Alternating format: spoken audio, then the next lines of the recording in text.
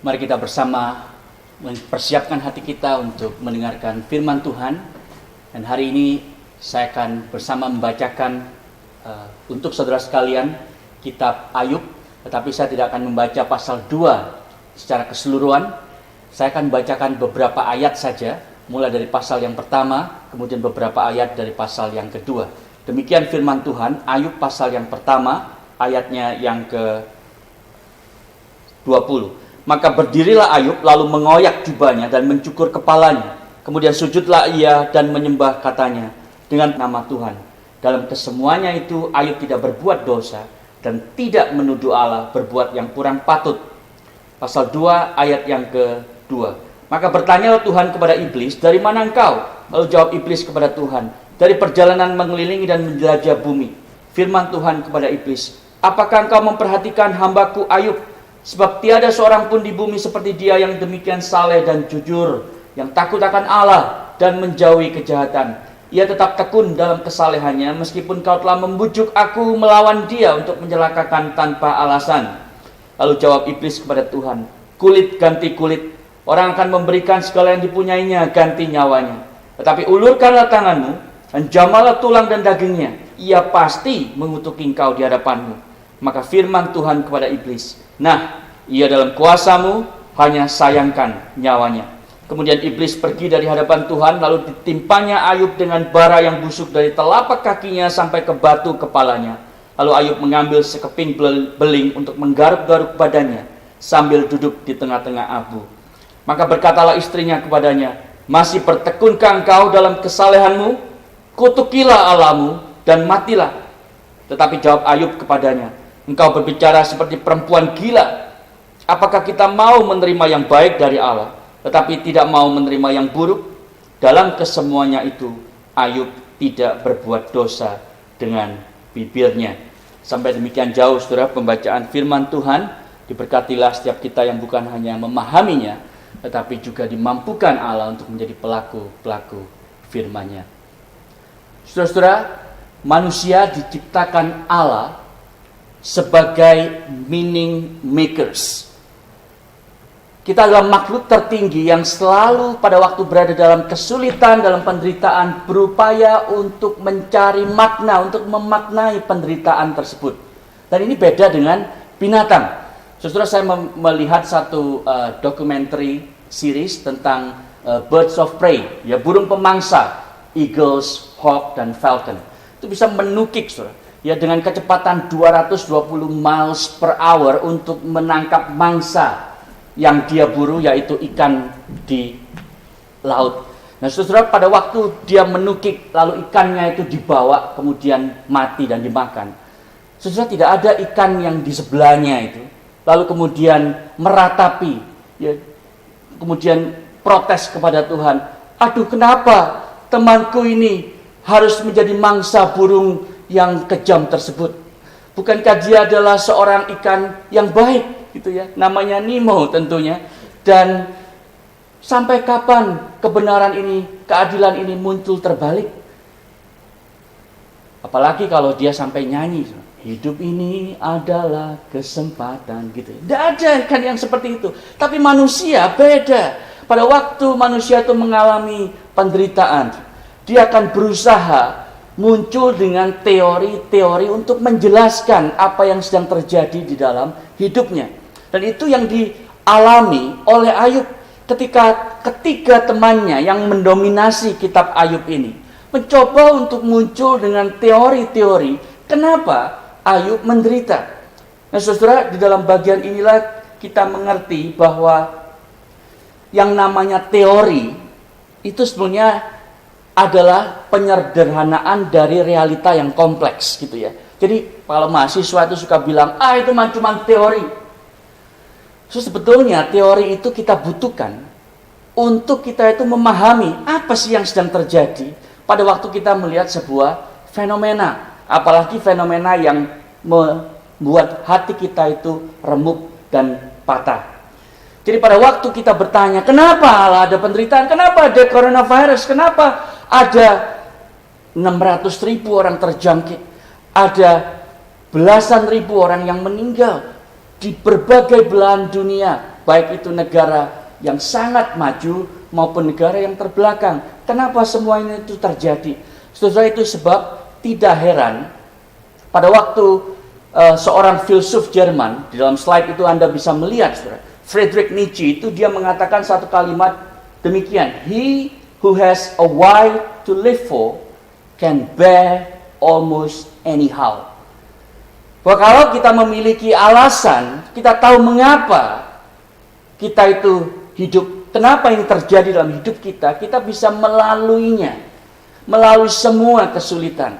Dan memang research di bidang resiliency yang dilakukan oleh Warren Bennis di University of Southern California itu menunjukkan, saudara, bahwa kemampuan untuk menemukan makna di balik peristiwa-peristiwa yang sulit itu menolong kita untuk bisa menjadi orang yang tahan banting. Nah, saudara, kita akan melihat di dalam waktu yang ada bagi kita sekalian hari ini 3 hal, saudara. Apa makna penderitaan? Dan bagaimana kita memiliki makna penderitaan yang mendalam itu? Dan bagaimana yang ketiga, kita bisa yakin, saudara, itu adalah makna penderitaan yang lebih dalam. Jadi apa makna penderitaan? Bagaimana kita bisa mengalami makna penderitaan yang lebih dalam? Dan yang ketiga, bagaimana kita bisa yakin, saudara, bahwa kita benar. Oke, mari kita lihat yang pertama, makna penderitaan. Saudara, saya ingin mengajukan 3 makna, 3 teori tentang penderitaan. Yang 2 itu sangat umum di antara orang Kristen, yang 1 itu jarang, saudara, dan itu yang ditunjukkan oleh kitab Ayub. Mari kita lihat, saudara, 2 hal tersebut yang orang Kristen biasanya selalu munculkan sebagai teori untuk menjelaskan kenapa menderita. Saudara, yang pertama adalah orang Kristen menderita karena hukuman dosa dari Allah.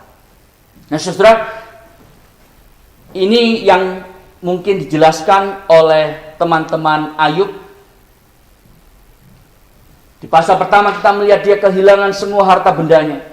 Dia kehilangan anak-anaknya. Di pasal yang kedua dia kehilangan kesehatannya. Dan sayangnya, saudara, ketiga teman Ayub ini bukan membantu tapi malah menjerumuskan sehingga dia juga kehilangan sanity-nya, saudara, kewarasannya karena teman-temannya tersebut.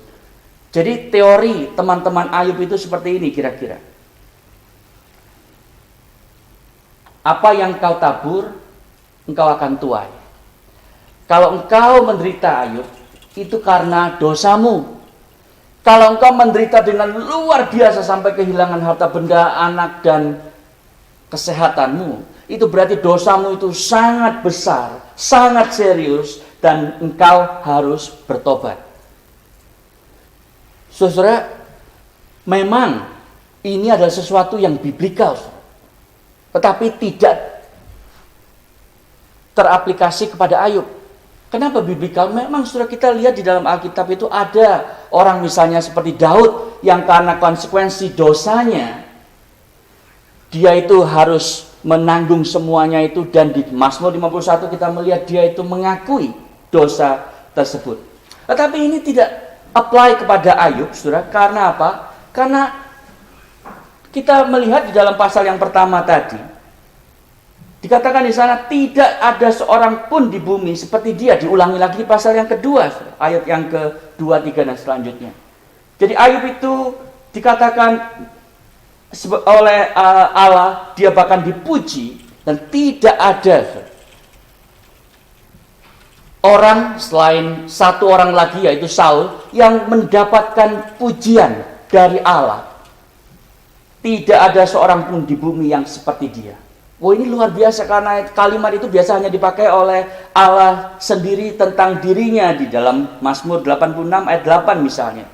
Dikatakan Ayub itu orang yang saleh, jujur, takut akan Allah, dan menjauhi kejahatan. Jadi saudara, Ayub menderita bukan karena dia itu berdosa.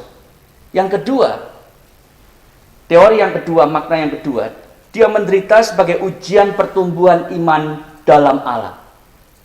Nah saudara, ini juga sesuatu yang biblikal. Karena ingat Yakobus pernah berkata, anggaplah sebagai suatu kebahagiaan apabila kamu jatuh ke dalam berbagai-bagai pencobaan.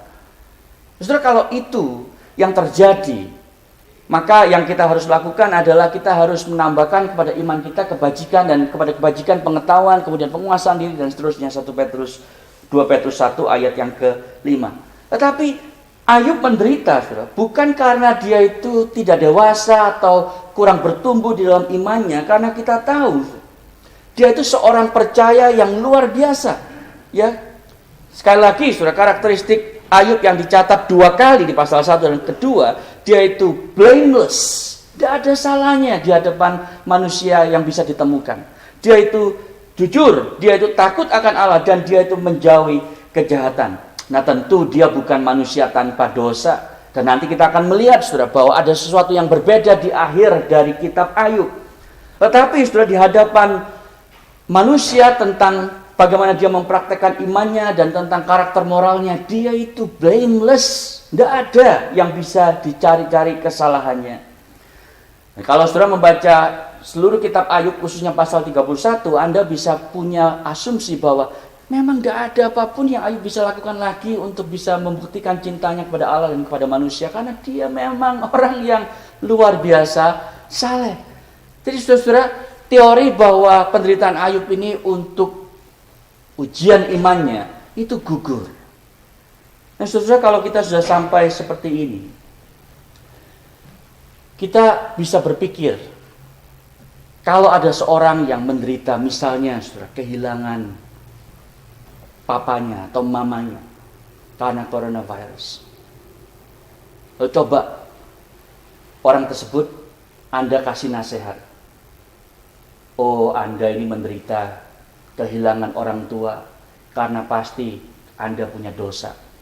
Bagaimana perasaan saudara? Atau Anda diberitahu bahwa oh, enggak apa-apa, ini ujian imanmu untuk engkau itu lebih bertumbuh. Saudara pasti merasa itu bukan nasihat yang baik, malah saudara itu marah kepada orang tersebut. Itu sebabnya, saudara, tidak semua penderitaan itu hukuman dari Allah. Tidak semua penderitaan itu adalah ujian untuk kita itu bertumbuh di dalam iman kita. Jadi saudara, kalau gitu apa? Nah, di sini saya ingin mengajak saudara untuk melihat teori ketiga, makna di dalam penderitaan yang lebih jarang, dan ini yang dialami oleh Ayub. Kalau Ayub menderita bukan karena dosanya, bukan karena dia itu perlu bertumbuh, maka saudara, alasan kenapa Ayub menderita, makna di dalam penderitaannya adalah Tuhan Allah ingin menyatakan dirinya sendiri kepada Ayub. Tuhan Allah ingin agar pengenalan Ayub terhadap dia, relasi Ayub terhadap dia, itu bukan karena apapun kecuali satu hal, yaitu karena Allah sendiri, karena pribadinya sendiri, karena dirinya sendiri, karena karakternya sendiri. Terus kunci untuk memahami 42 pasal kitab Ayub itu ada di pasal yang pertama ayat yang ke-9. Ya, saya bacakan pasal yang pertama mulai dari ayat yang ke-8 sampai dengan ayat yang ke-9. Lalu bertanyalah Tuhan kepada iblis, apakah engkau memperhatikan hambaku Ayub, sebab tiada seorang pun di bumi seperti dia yang demikian saleh, jujur, takut akan Allah dan menjauhi kejahatan. Lalu jawab iblis kepada Tuhan, apakah dengan tidak mendapat apa-apa Ayub takut akan Allah? Bukankah engkau membuat pagar sekeliling dia dan rumahnya dan serta yang segala yang dimilikinya? Jadi saudara, setan itu ingin Ayub mendiskreditkan Allah. Setan berkata, oh iya jelas dia saleh, jelas dia taat, karena dia menikmati semua penjagaanmu, proteksimu, dan berkat-berkat yang kau berikan kepada dia. Jelas dia taat, saleh, dan seterusnya. Coba itu diangkat, coba itu diambil, coba itu dicabut dari hidupnya. Maka kemungkinan besar dia akan mengutuki engkau. Setelah itu yang setan katakan, karena dia ingin mendiskreditkan Allah, tetapi justru Allah ingin membuktikan bahwa setan itu salah, completely wrong. Itu sebab Allah mengizinkan setan untuk mencobai Ayub Tetapi Allah itu membatasi apa yang setan bisa lakukan. Nah, saudara, di dalam bagian ini 2 kali Allah bilang, karena nanti setan ngomong alasan yang sama lagi, saudara. Kulit ganti kulit, coba sekarang ambil kesehatannya, kita lihat apakah Ayub masih saleh. Dan Allah bilang, oke, do it, but. Nah, tetapi itu apa? Ada batasannya, jangan ambil nyawanya. Saudara, di sini kita melihat bahwa seringkali orang kemudian berpikir, oh kalau gitu manusia itu cuma jadi bulan-bulanan antara Allah lawan setan. Tidak, saudara. Tidak. Karena kita tahu bahwa Allah itu berdaulat dalam hidup kita melalui justru bagian ini. Allah menciptakan dunia itu tanpa penyakit, tanpa bencana alam, tanpa virus, tanpa kematian. Tetapi kita tahu bahwa kalau ada penderitaan, ada kejahatan, itu setan yang berinisiatif, setan yang melakukan. Lalu bagaimana dengan Allah? Ya, dia mengizinkan. Dia mengizinkan karena dia punya maksud yang lebih tinggi. Allah itu benci penderitaan sebetulnya, Allah itu benci kejahatan, tetapi Allah mengizinkan dan Allah membatasi, dan Allah tetap berdaulat dalam semua itu. Setelah kita tahu Allah berdaulat karena Dia yang mengontrol sejauh mana setan itu bisa mendatangkan segala macam kejahatan, penderitaan bagi manusia. Kita tahu, saudara, Allah itu berdaulat karena Ayub berkata, Allah yang memberi, Dia juga yang berhak mengambil. Bahkan saudara, dia berkata kepada istrinya yang bilang, kutukilah Allahmu. Nah, saudara, ini don't do it at home, gitu ya. Suami dan istri, ya, istri jangan bilang kepada suami, kutukilah Allahmu, gitu ya. Maka Ayub bilang, saudara, kepada istrinya, engkau bicara seperti perempuan gila. Apakah kita itu cuma mau terima yang baik-baik dari Allah, enggak mau terima yang buruk? Saudara, Ayub sedang mengatakan Allah itu berdaulat di dalam kehidupan kita. Dia yang mengontrol, menjaga, mengatur, menopang hidup kita. Terlepas dari segala macam cobaan yang dilakukan, dilancarkan oleh si jahat itu kepada kita. Tapi saudara, satu hal yang ingin saya tekankan di sini. Setan itu benar dalam satu hal, dan mungkin dalam satu hal ini saja. Yaitu bahwa kita itu seringkali tidak mengasihi Allah karena dirinya sendiri. Kita mengasihi Allah karena apa yang kita bisa dapat dari Allah bagi kita. Kita itu mengasihi Allah karena berkat-berkatnya, bukan karena Dia adalah pemberi berkat. Itu masalah yang besar yang dialami oleh saudara dan saya dan semua manusia di dunia ini. Dan inilah yang jadi senjata si setan. Itu sebabnya dia mengatakan, coba buktikan teoriku, kata setan. Kalau dicabut semua itu, dia akan mengutuki engkau. Tetapi Allah mengizinkan karena Allah tahu terhadap hambanya Ayub ini, setan itu salah dan dia akan mengalami kekalahan telak nantinya. Tetapi saudara, poin setan itu benar. Terus coba bayangkan begini ya, kalau Anda itu punya seorang teman, kemudian begitu teman Anda itu tahu bahwa Anda tidak lagi mendatangkan keuntungan apa-apa baginya, Anda ditinggal. Saya punya seorang mahasiswa S3, ya dulu ini, sudah tidak usah cari tahu siapa namanya, ya bukan orang Indonesia yang jelas, karena orang Indonesia baik-baik. Nah saudara, dia itu sangat sportif, sangat hormat, kita bekerja sama. Tetapi begitu dia lulus, saudara, dia bilang, saya tidak mau lagi kerja sama dengan engkau. So, saya merasa dieksploitasi, dipergunakan, dimanipulasi, dan seterusnya. Tapi saudara tahu, itu yang kita terus sering lakukan kepada Tuhan Allah. Kita hanya mengasihi Dia karena ada maunya. Begitu penderitaan datang, kita berlaku seperti istri Ayub, mengutuki Allah.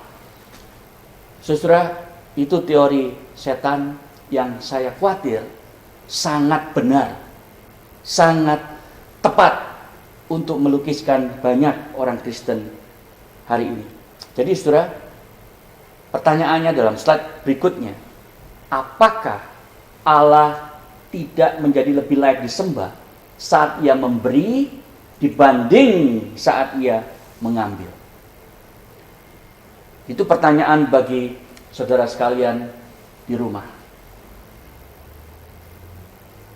Apakah pada waktu Allah memberi, dia layak disembah, tapi pada waktu Allah mengambil hal-hal yang saudara anggap penting dalam hidupmu, apakah dia menjadi Allah yang kemudian tidak layak disembah karenanya? Nah, itu menunjukkan saudara, siapa yang sesungguhnya Anda sembah. Jadi kesimpulannya adalah, sejauh ini kita tahu bahwa Ayub tidak menderita karena dosanya. Ayub tidak menderita karena dia itu perlu bertumbuh. Saudara, Ayub menderita karena Allah ingin menyatakan dirinya kepada Ayub dengan lebih jelas tanpa dihalangi oleh berkat-berkatnya sendiri. Saudara, inilah makna yang lebih dalam. Ini yang saya sebut sebagai deeper meaning in suffering. Sekarang poin yang kedua, saudara, bagaimana kita bisa mengalami makna yang lebih dalam dalam penderitaan tersebut? Jawabannya, saudara, nggak bisa. Ya, Anda tidak mungkin bisa memiliki makna yang lebih dalam untuk Anda melewati penderitaan. Kok bisa tahu? Saudara, tidak ada manusia yang saya kenal sejauh saya hidup, dan saya sudah cukup berusia lanjut sekarang, yang pernah mengalami penderitaan seketika seperti Ayub, kehilangan seluruh harta benda dan 10 anak, lalu kesehatannya juga hilang, saudara. Mungkin ada orang yang seperti itu. Saya tidak tahu dan saya belum kenal. Tetapi kalaupun ada, justru saya yakin pengalaman mereka sama dengan Ayub. Yang sudah tahu, Ayub ini nggak tahu pasal 1 dan pasal 2. Kalau Anda membaca seluruh 42 pasal, Allah tidak pernah kasih tahu Ayub, Yub,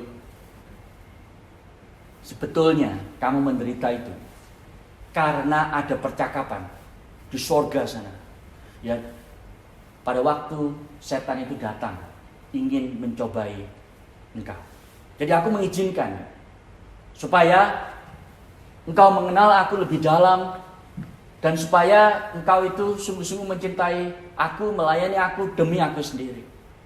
Itu sebetulnya tujuannya. Saudara, Ayub tidak pernah dikasih tahu. Saudara, kalau kita menderita tapi diberitahu tujuannya, kita pasti lebih kuat, ya kan?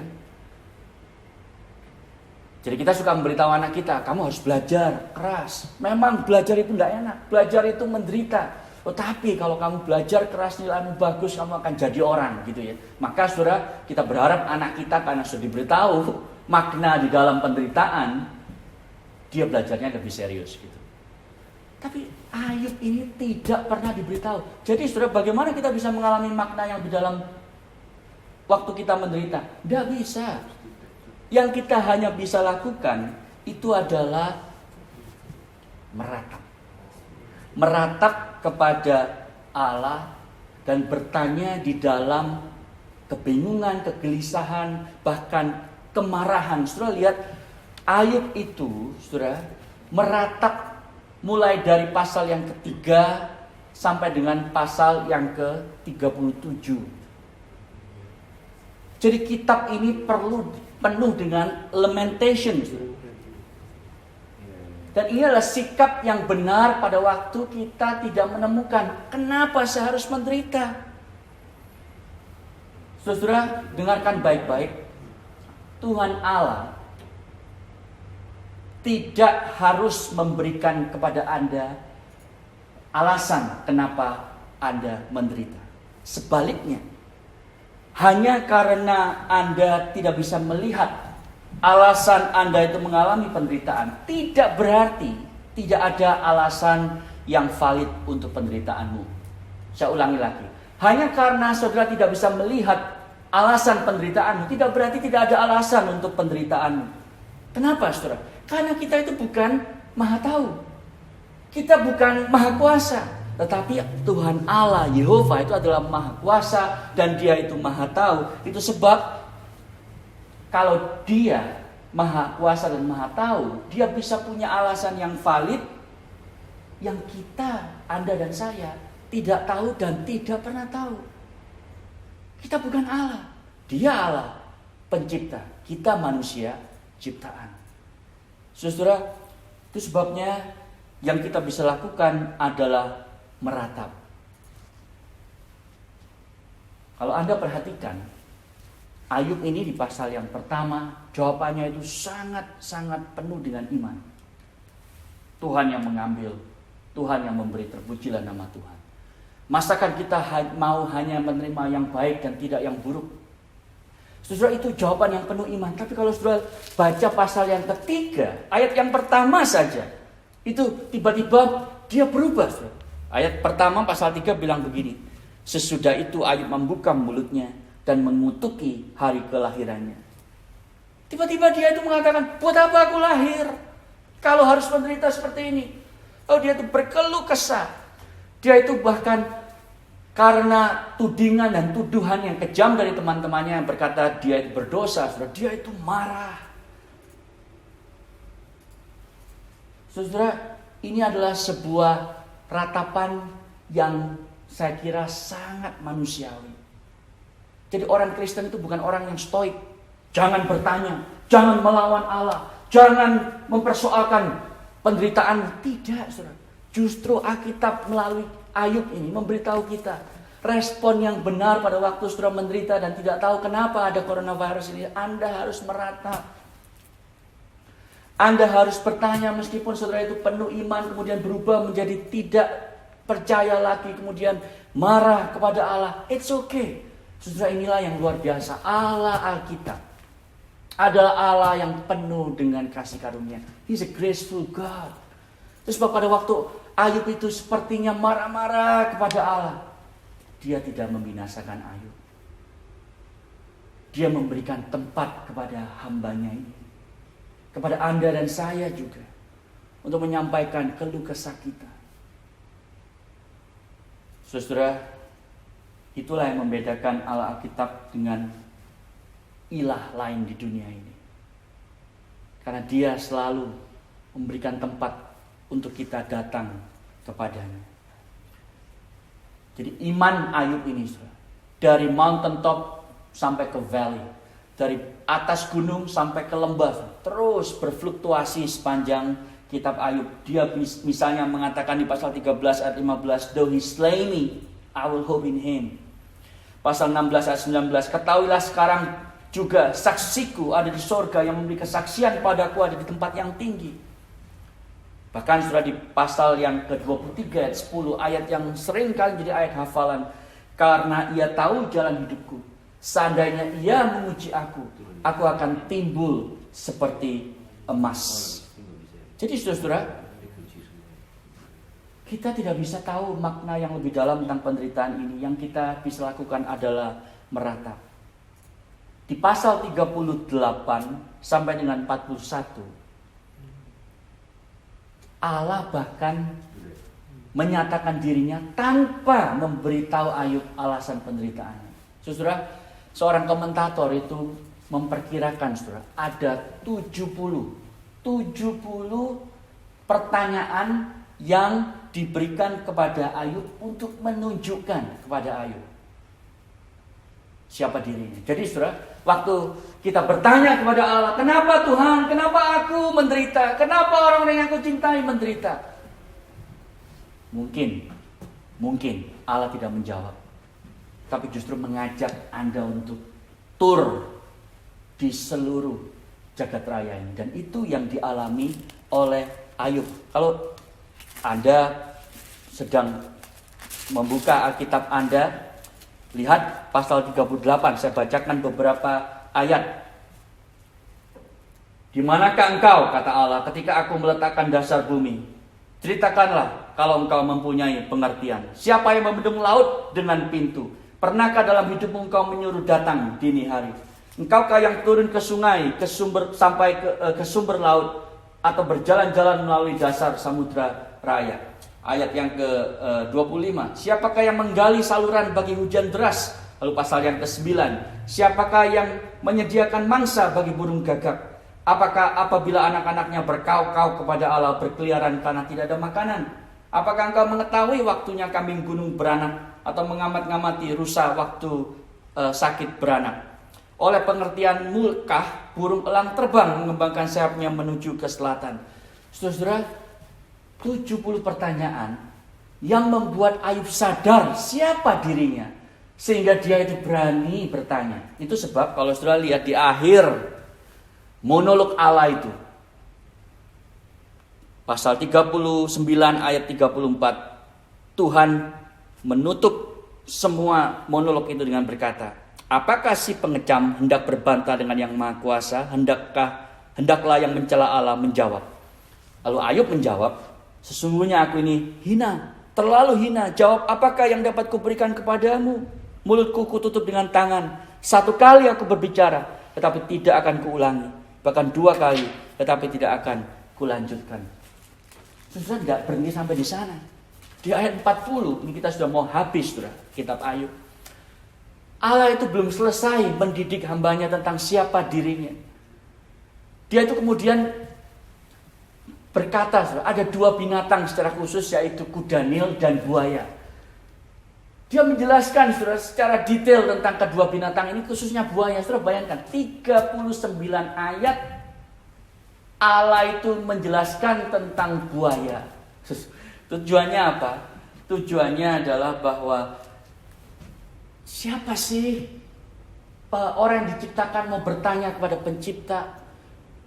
Kalau dia tidak bisa menciptakan, boro-boro menciptakan, mengkonsepkan binatang yang adalah buaya ini, bagaimana mungkin dia bisa berbantah, protes kepada Allah? Itu sebabnya, saudara, di akhir pasal yang ke 41, 42, ayat yang ke 5 dan 6 dikatakan di sana, hanya dari kata orang saja aku mendengar tentang engkau, tapi sekarang mataku sendiri memandang engkau. Oleh sebab itu aku mencabut perkataanku, dan dengan menyesal aku duduk dalam debu dan dalam abu. Ayub tidak mendapatkan jawaban dari pertanyaan mengapa aku menderita, tetapi dia melihat Allah. Dia melihat Allah secara fresh, secara baru, justru melalui penderitaannya, sampai seakan-akan dulu itu pemahamannya akan Allah itu cuma kayak orang ngomong kepada dia.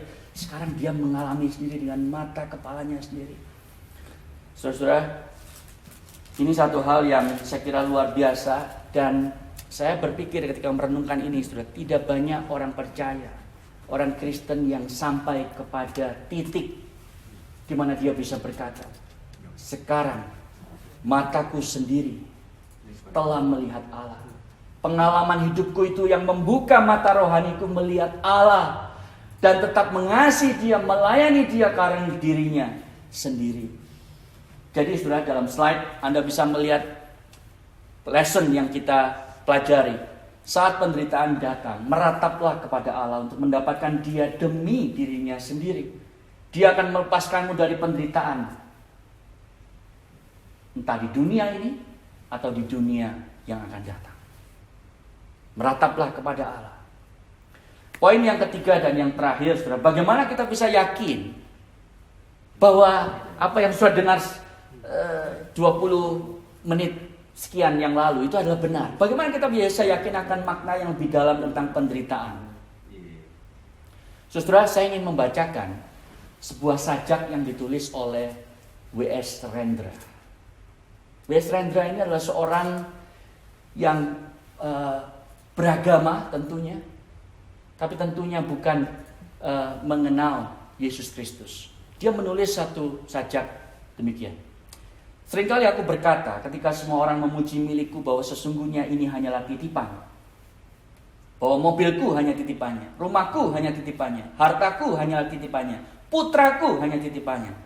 Tetapi mengapa aku tak pernah bertanya, Kenapa dia menitipkan semua itu kepadaku? Untuk apa dia menitipkan ini kepadaku? Dan kalau bukan milikku, apa yang harus kulakukan untuk miliknya itu? Apakah aku memiliki hak atas sesuatu yang bukan milikku? Mengapa hatiku justru terasa berat ketika titipan itu diminta kembali olehnya? Ketika diminta kembali, ku sebut itu sebagai musibah, ku sebut itu sebagai ujian, ku sebut itu sebagai petaka, ku sebut itu sebagai panggilan apa saja untuk melukiskan kalau itu adalah derita. Ketika aku berdoa, aku minta titipan yang cocok dengan hawa nafsuku.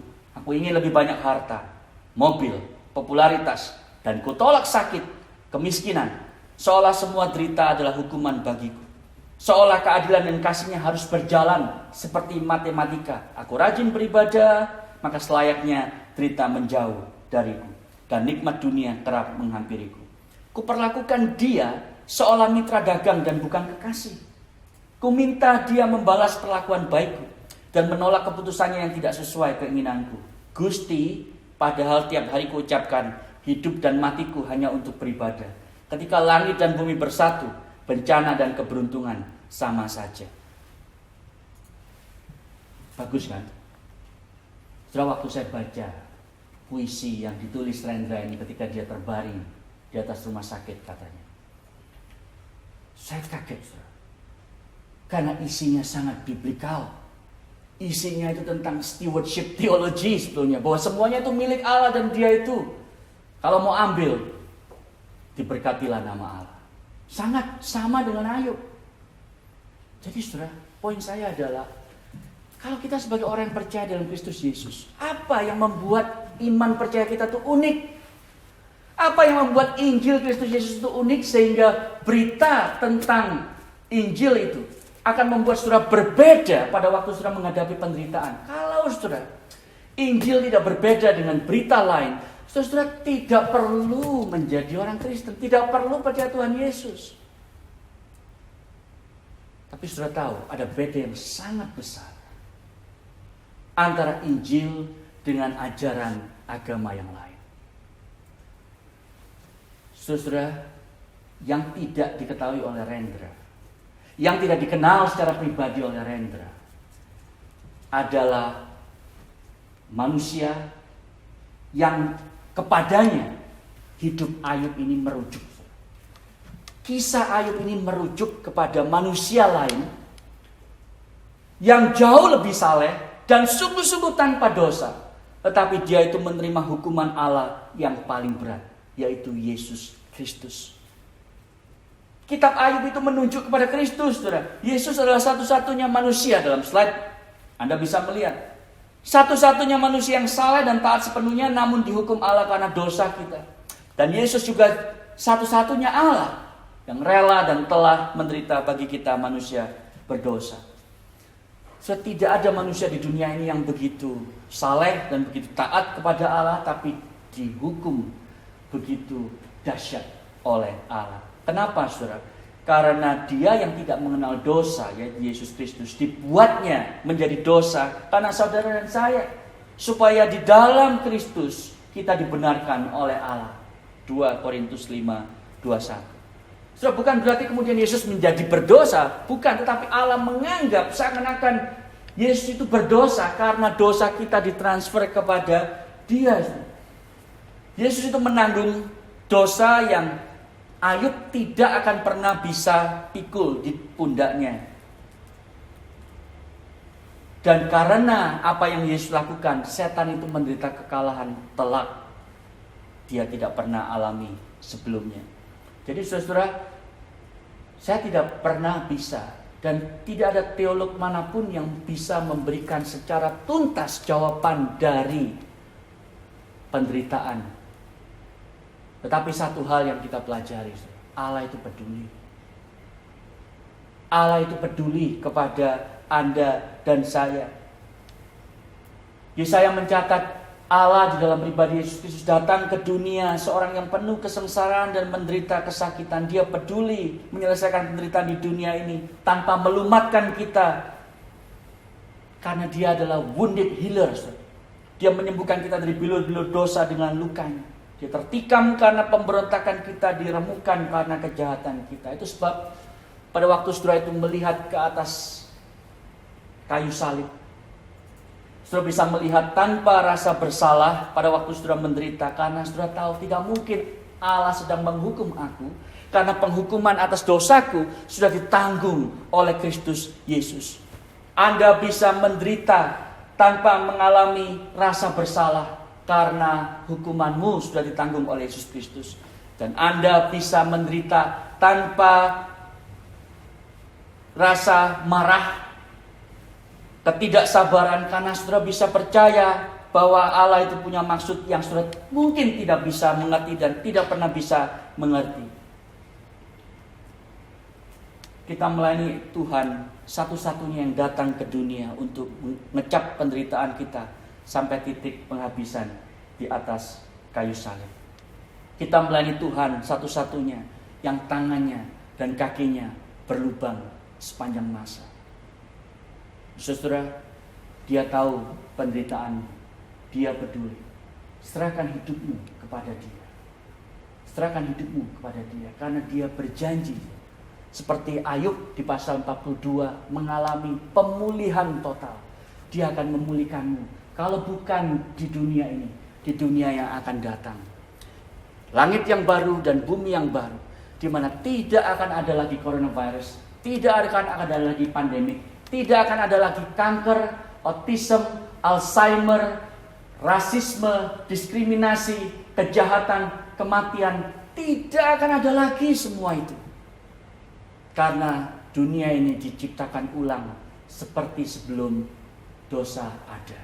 Sesuai dengan pengharapan semacam itu, kita bisa meratap kepada Tuhan sambil kita itu berkata, Tuhan, jadilah kehendak-Mu dalam hidupku. Mari kita tunduk kepala, kita berdoa. Bapa di surga, kami bersyukur ya Tuhan untuk segala sesuatu yang kami pahami dan sepanjang kami paham apa yang kami dengar. Biarlah Allah Roh Kudus bekerjakan firman itu lebih dalam hidup kami. Sehingga kami ya Tuhan pada waktu mengalami penderitaan, dan penderitaan itu akan datang dalam hidup kami kalau bukan sekarang, kami dimampukan untuk meratap kepadamu, menyampaikan keluh kesah hati kami, bahkan kemarahan hati kami, tapi dengan iman yang menengadah kepada Kristus yang sudah menanggung dosa kami, dan akan datang lagi untuk memperbarui seluruh ciptaan ini dan menghapus air mata dari pipi kami. Terima kasih Bapa. Dengar doa kami dalam nama Tuhan Yesus. Amin.